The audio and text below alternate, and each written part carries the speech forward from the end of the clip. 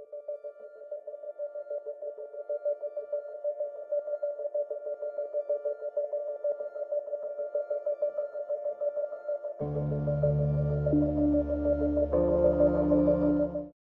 everybody, welcome to the Gaming Golf Podcast. Here with Jeff Ritter from Morning Read, the Morning Read, and Scott Jenstad and I from RotoWire, our collaborative effort. We now have an official name. We have a Twitter handle. We're cooking with gas now, guys. How you guys doing? Doing well. Nice to have this naming thing behind us. I don't know. I don't know if we fully explained it well enough last week, but we had come out with one name only to find a competing podcast had launched with the same name as us 2 weeks prior. So I felt we did the gentlemanly thing, just, change our name. And I also thought we did the smart thing, opening it up to the readers to give them a voice and a seat at the table to pick a name for us. Ultimately, even though we ignored all of their suggestions and went with the name we wanted, I think the readers at the end will appreciate that they were invited to the process, and it'll be good for us in the end. And we're overflowing with name suggestions for sure. But anyways, match play was wild. No, I think one top seed advanced, Rahm, and that was it. Some, with DJ kind of had, should have won and didn't and blew it at the end, or I guess, or his competitor stepped up at the end, depending on what prism you're looking through. I'm the negative approach because I have DJ on my season-long team, so I look at it as a negative approach. But, we saw this weekend, Billy Horschel won. Scotty Scheffler looked great and looked like he just ran out of gas on Sunday. But I'm encouraged by Scheffler in the long run. I think he showed he had a lot of mettle, and he could be a Ryder Cup guy in the long run. Scott, what was your take on the match play? It's funny. We talked about it last week, and again, like the first 3 days are so fun, and then the weekend's just so bad for TV purposes because there's just nothing going on. I like it. I mean, I really love the format. I like they do it once a year, but I'm looking forward to full fields on the weekend again. It's just a little bit slow, especially on Sunday. Like it's just you got the two guys, and even Saturday you had the two rounds. There's just not enough action to go around. But I really enjoyed the first 3 rounds. I think that last round too, especially when you kind of know what guys need to do and you end up in the sudden death. I think it's kind of dumb that you beat someone head to head and then you lose to them in sudden death. So I don't love that rule, but I understand why they do it, and makes those first 3 days a lot of fun. But it's a tough weekend watch. Yeah, I agree. Every year at that event around this time, there's always that conversation of, should there be a major that's match play? Should the PGA, because it was once a match play event, go back to its roots and adopt that format? And it always seems like a good idea on like Tuesday, Wednesday, Thursday of match play week, but then by Sunday it's like, yeah, no, this just doesn't work. It just happens too often where you just don't get that compelling final match. So I love that last day, that last round of the pod where now it's fully clear that it's do or die. That to me is the best part of match play, and that's still one of my favorite days, even though the playoffs and sudden death things, like you said, Scott, they don't always make sense. But I just like the cutthroat aspect of match play and so to me that's where the tournament's still at its, even though messiest, it's also kind of at its best. Yeah, at least like Ryder Cup, that last day you get 12 singles matches. There's always something going on. It's just when you get down to 4 guys and nobody cares about the third place thing, it's just there's just not enough on TV to watch. It's tough. Yeah, Saturday morning was pretty good, I thought. You have 8 matches going on there. That's good. The Friday where you had, what do we have, 8 or 9 go to playoff in the pods? Yeah, that was a great day. That was pretty intense. Seeing Sergio hit a hole-in-one to win in the 4th playoff hole. I mean, that was and hitting 2 really clutch putts to keep the match going against Westwood before that. That was fun stuff. And you could see some really good golf being played. Others, couldn't mail it in quick enough, but so it goes, and that's the way it is. All right, enough about match play. Well, actually, any other takeaways from Horschel or any of the other advancers or anybody else? Any other takeaways from this past weekend? I think it's fun to think about that event more as like what it could mean for the Ryder Cup than what it means for any other tour stop, including this week, the Masters, or anything else. I think Horschel and Scheffler both, show you something that they both advance into that conversation now. Only 6 Ryder Cup spots are on points, and half the team is going to be filled out by Captain Stricker. You got 2 new names you got to talk about now in Scheffler and Horschel. At least you're going to be talking about those guys. We'll see. They have more to prove and more time, but I think they're in that conversation now. They have to be. Is Spieth in the conversation for you? Absolutely, Spieth is in the conversation. He's playing well. We know he does well in the team event. He's experienced, and yeah, he's absolutely in the conversation to be a captain's pick on that team. Or maybe there's still time to qualify. He's got one of his money spots coming in a couple weeks. He looks like to me like an odds-on favorite this week. But I really he's on my short list for the Masters too. You gotta just love the way he's playing right now. And on the Euro side, I think it's interesting. I mean, they've got to take Sergio, right? Like, there's no way you leave Sergio off that team. And I think the guy that showed me something was Robert McIntyre. If I'm looking for like a young captain's pick kind of guy, I don't think he's going to get there in points, obviously. But we got a long ways to go, and there's different point standings. He may get there, but he's a guy too that if I'm looking for a captain's pick, I think McIntyre is someone that I want on my team. That drive he had that drove the green, and when the guys were putting on the green was awesome. He played really well. And Victor Perez. Yeah, he looked great. I mean, from out of left field, as far as, for an American audience, that was a new face, new name, and wow. I mean, another potential Ryder Cup assassin, for the European squad emerging in the for sure. And then there's the old school. I mean, Poulter, until he ran into the Scheffler buzzsaw, was looking great again too. Did the clean sweep of his group. That was pretty impressive. Yeah, it was. That format it always has worked for him, hasn't it? He stomped Rory. I mean, and that was maybe one of the least competitive matches of the whole first three matches there too. He just ran right through Rory. I think it was the first match done in the entire tournament, but maybe that had something to do with it too. I don't know, but he's always great in that format. Yeah. He's another one like Sergio, right? It's almost like Scott said, probably on the team now, unless he tells you he's not, later in the year, if his form slips or for some reason he's not at the peak of his game for it. But otherwise, I think there's a spot for Poulter. There's a spot for Sergio on the Ryder Cup team this fall if they want it. For sure. All right, let's move on to the Valero Texas Open. This is another sandwich tournament, unfortunately scheduled in between the match play and the Masters next week. And its field suffers as a result of that. There's some guys that are desperate to try to get into the Masters. This is their last stand. There's others that are trying to get into form, but a lot of the big names aren't there. We at first saw Dustin Johnson in it, and then decided, never mind. For the second time this year, he was in it, and then he wasn't in it. And of course, I'm acutely aware of that because I need him playing more often and playing better. But whatever. It's all, again, this is not a Jeff cast. It's a golf podcast. So let's move on from that. Let's look at this field here. You mentioned Jordan Spieth. He is the odds-on favorite. Going to golfodds.com, he's 12-1. He's the most widely picked player in site-wide at officefootballpool.com, where we run our one-and-done pool. He's being picked quite a bit. What is he the favorite for you guys? Scott, you go first. No. Strong words from a strong man. Jeff? I think that, obviously he deserves to be up there right now. I think it's crazy that, 3 months ago, everybody's talking about, is he done? And all of a sudden he's a favorite for a tournament. I will not be betting him this weekend. I probably won't be playing on the DraftKings either at the 10,700 price. I think it's just a little too expensive for me. And I think the betting line is definitely too high for me. I think he's my favorite story this week, but he would not be my pick. No, I'm already, we're going to do our Masters podcast next week, but I'd have him in my pools next week as if you're putting a 5-man team together. But no, he's not my pick this week. Do you want me to make my pick now, or is that coming? No, it's fine. We got some time. Yeah, but we'll make final picks. But I was just wondering if he's like the favorite in your mind. But I don't think so. We're playing TPC San Antonio. This is kind of a horses for courses type of course. A lot of repeat good results here. I think of Ryan Palmer as an example of that. Last year's winner, or 2019's winner, we didn't have a last year because of the pandemic, but Corey Connors won here in 2019.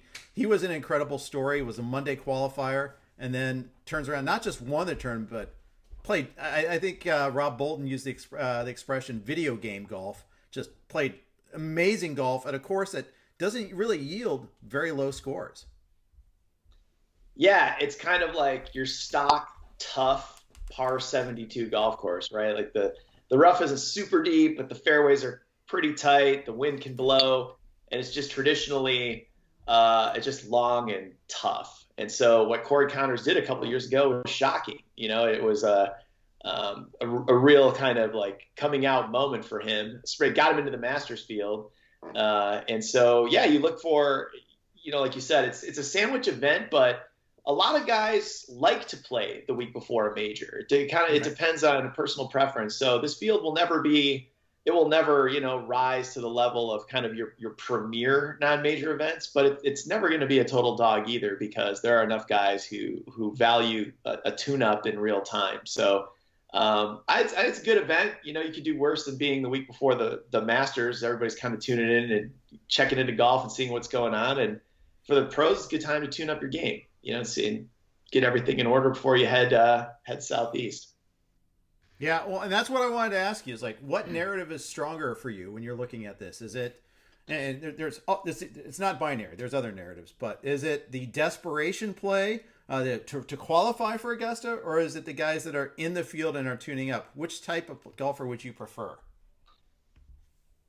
For me, I think I want the guy who's in and tuning up. I think I stay away from desperation, because if you're desperate, you're playing poorly. And that's generally the side I would stay away from in fantasy and in gaming with golf. I think you just look for guys who made playing the week before a major part of their routine and are playing well. Okay. So that's where I'm going to start. So I love, you mentioned Ryan Palmer would be on my short list. Ricky Fowler would not be. He's playing this event because he's not in the Masters and he's desperate, and It's kind of crazy to think that he's going to miss a Masters, that he's played himself this far down the rankings. But I wouldn't pick him this week. I haven't seen anything from him this year that makes you think it's going to happen this week. So I feel like that would be like a trap. A Brandt Snedeker is kind of a trap pick this week. I think I would stay away from that and go towards more the guys who just make this part of their routine and they're playing well right now. Yeah, I agree. I don't feel like golf is a sport where needing to win to get in is really like basketball or football. Like you have a team that has to get in, you can kind of ramp it up a little bit. I don't know if that helps you in golf. I just don't think pressing like that and doing things you don't normally do, I don't think that's a thing that helps in golf. I think it's the one sport desperately needing to get in. I don't think that's a thing that I look at as an advantage. Yeah, I'd say most golfers, I don't look at motivation that often. I mean, maybe Bruce Litsky, as a guy who just would play as few tournaments as possible to keep his card. That may be the one exception to that. But it's just very, very rare that you think oh, well, he needs to have it. Okay, well, I didn't think of it that way. Yeah, I kind of look at that as well. What type of player does well at this course? I mean, I'd probably start tee to green. Because it's narrow, it's long. I think it really just rewards all around good golf myself. I was trying to find some patterns on that as far as what did Connors do? I mean, Connors just shredded it 2 years ago with just it was a statistically dominant performance. I certainly think you got to be straight off the tee, which of course you can get away with a little more at Augusta National, maybe even than you can at this place, just because this is a tree-lined golf course, and Augusta has very little rough and some more open spots where you can miss it. But I don't know. I'm interested, Scott, if you see trends with the stats itself, as far as the makeup of the players who have won it. To me, it just seems all around solid as opposed to any one thing that I notice. Yeah, very much for me is tee to green and approach out here, not as much putting in around the green. You look at Connors in April of 2019, gained 14.4 shots tee to green, which is an insane number, but was actually lost strokes around the green and barely gained a little bit in putting, but it was all approach, it was all tee to green. I think with the narrow fairways, like you mentioned, the rough is a little bit forgiving, but you still want it. You want guys to hit the ball in the fairway. You want some good approach guys, like the 150 to 200 range in the approach is a big spot here. There's a lot of par fours where that's kind of the number. There's a lot of par threes where that's the number. There's a par three that's over 220. So I think you want approach guys from over 150 shots gained tee to green as you're kind of looking at stats there.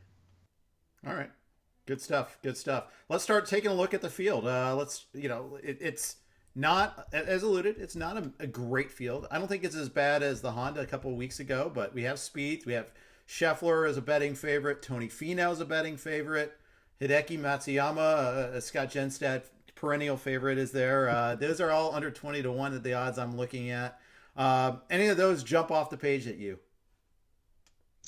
For me on the top end, it's hard for me to bet Tony Finau at such a short number. If I'm going to bet Finau, I want to, we've talked about plenty of times about his Inability to win aside from the Puerto Rico Open. I think I need a longer number. Like I'd be more willing to bet Finau next week at like 35-1 than I would this week at 11 or 10-1, whatever he is. If you're looking at the top guys, like take the top 7 or 8 guys. I like Corey Connors again at 18-1. Mm-hmm. I like Abe Answer at 20-1. I thought Abe Answer played really well last week in the match play.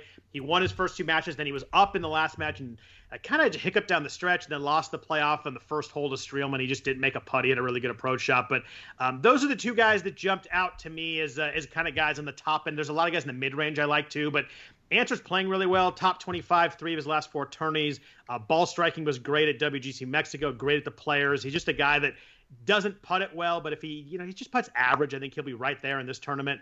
He's lost shots putting 5 straight weeks. So if you just got to get that just to average, I think he'll be really tough this week. Sure, I can see that. Scott, we've done this multiple times already now in this podcast. Answer's my pick. Nice.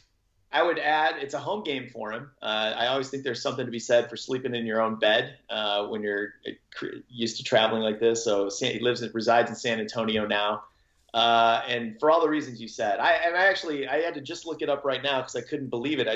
I feel like he's won somewhere on the PGA Tour, but he has not. He won on the Korn Ferry Tour. He's won the Emirates Australian Open. It feels like he's a winner already, doesn't it? Like it feels like. I mean, he was in the final group with Dustin Johnson at the Masters, and I just feel like his time is now. I mean, Finau, certainly it's always tantalizing to pick him because his time is like way past now as far as winning his next one. But I agree with everything you said on Tony, and I would make Answer I would build my DraftKings team around Answer, and I would look for him. I see him at 20-1 right now on golf odds. I'd jump on that.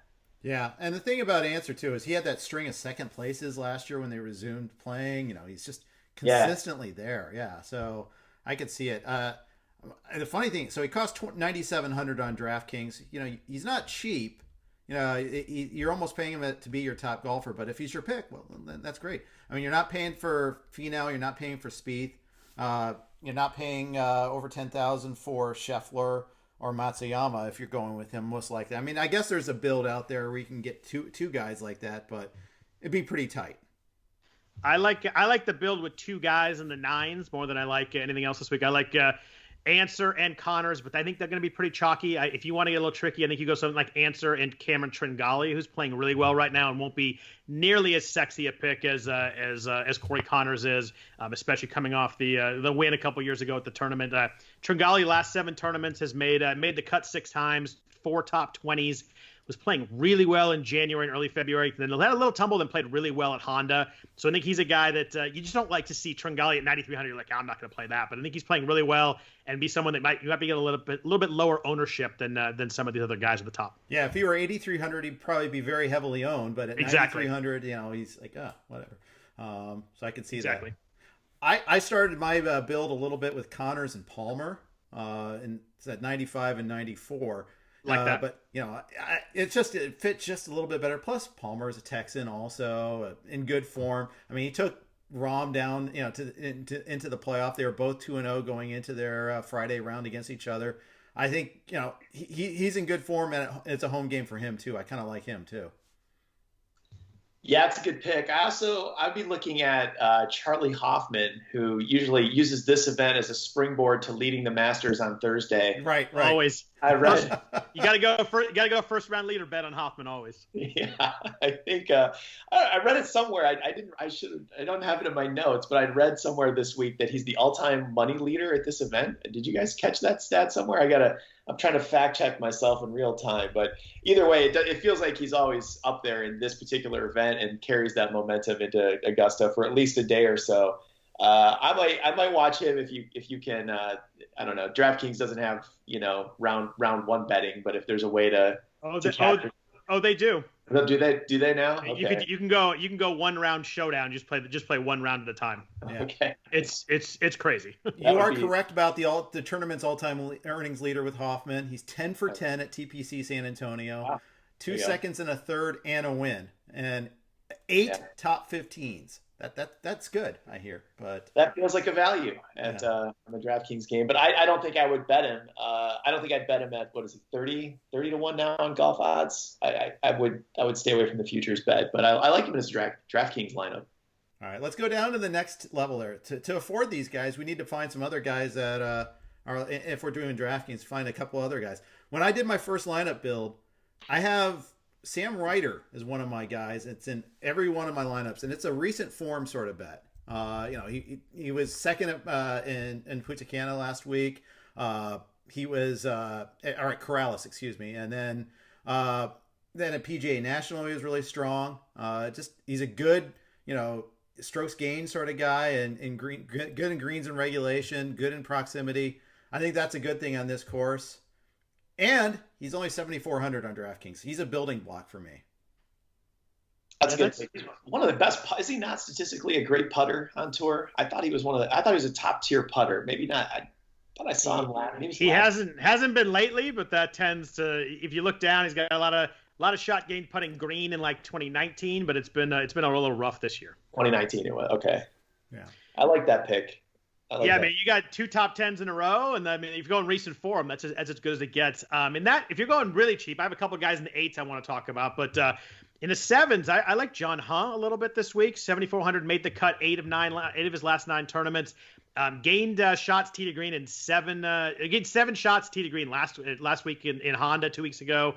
He finished 19th there. 2 top 25 since 2021 started. If you're trying to save some money, I like him. Doug Gim at 7,300 has been playing really well too. He had that really bad Sunday a couple weeks ago that kind of got highlighted, but playing really well. He's made 5 of his last 7 cuts, 3 top 30s in that range. And if you're trying to get really cheap, under 7,000, Will Gordon, 6,800 has made 5 straight cuts. If you're just trying to get through the cut line, he's been doing pretty well at that lately. But it's one of those tournaments where next week we're going to get good players in the 7,300, 7,400, 7,500 range.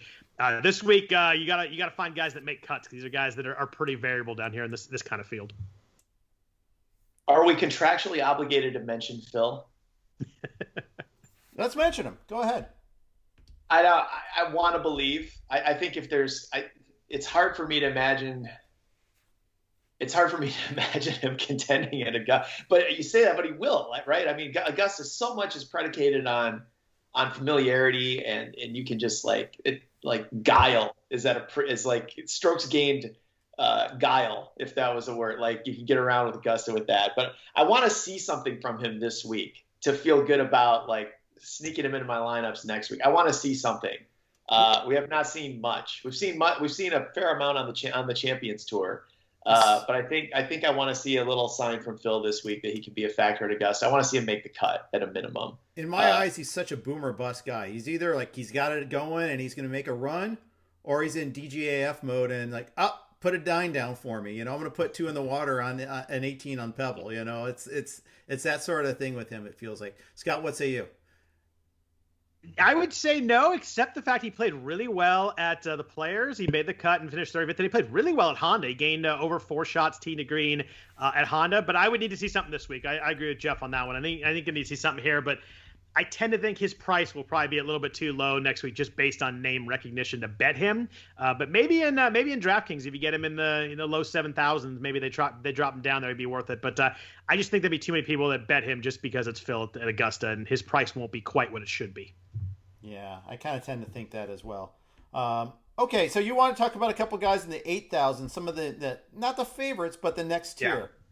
Yeah. And this is kind of the tier that I like for betting purposes. There's 4 guys at between like 40 and 50 to 1 that I think are pretty live here. The first is Brendan Steele. He's 9,100 on DraftKings, so it's actually pretty expensive there, but he's 42 to 1 right now. Just finished third at the Honda, has made 8 straight cuts, 2 top 5s this year, just playing really well. His tee to green numbers have been really good in 5 of his last 8 tournaments. Just a guy that's playing really well right now. I just think the price is too high. I think it should be like a 30 to 35 to 1 guy. And he's 42. That jumped out to me as a pretty good value there. What do you guys think of Zach Johnson as kind of a sneaky pick this week? I don't know if he's in the 8,000. I was trying to pull up my DraftKings login, but he's in that same kind of range. 8,500. Yeah, he's 8,500. Yeah, 85. Yeah, I would be tempted. I feel like he's been quietly putting something together this spring, and another one he's going to go play at Augusta. I don't expect him to factor at Augusta, but I might consider him. Drove the ball really well at Honda. I've been kind of living off his putting the weeks before that, but he drove the ball great at Honda. Yeah. All right. What do you guys think of Chris Kirk? 8,600, pretty good recent form. Maybe not so much on Sundays again. That's the concern sometimes, but he's had some pretty nice runs recently. It's funny because he's a little bit pricey at DraftKings, but he's 45-1. I like him in the betting market. He's gained over 4 shots tee to green the last 4 weeks, 3 top 25s in that stretch, just playing really well. If you're going to go for a form guy right now, it's not just a couple tournaments. Kirk's been playing well for the last 4 weeks. Yep. That was one of my other building blocks when I was putting together my first couple of lineups. I might play around with it a little bit more in the next day and a half or so, but those are a couple of guys I kind of highlighted there. Give me a real long shot. But each of you. I want one long shot golfer. How about I added him to my fantasy team in our league a few weeks ago. KH Lee had a nice little West Coast swing and hasn't done much since then. But I still like the tee to green game. I did some research on kind of the trajectory of his career leading up to that California swing. I just wondered if he might be a guy that can put it back together. He's kind of been in a swoon for a few weeks, but I've just been keeping an eye on him thanks to my fantasy roster. And he's in the field this week. Could use a big week, and I'm going to be watching him. 125-1. Oh, I got 175-1 the one I'm looking at. Oh, okay. You make even more money with Scott. Even better. There you go. And that's a good reminder. Forum shop when you're looking to put down a shekel or two. If you're going super long shot, I'd probably go Doug Gim, who I mentioned earlier. He's 100-1. If you want to go form, Joel Damon's 85-1 coming off the win at Punta Cana Corrales, so that he played really well there. If you're going a little more mid-range, the other guy I like that I think is kind of mispriced in the betting market is Lanto Griffin.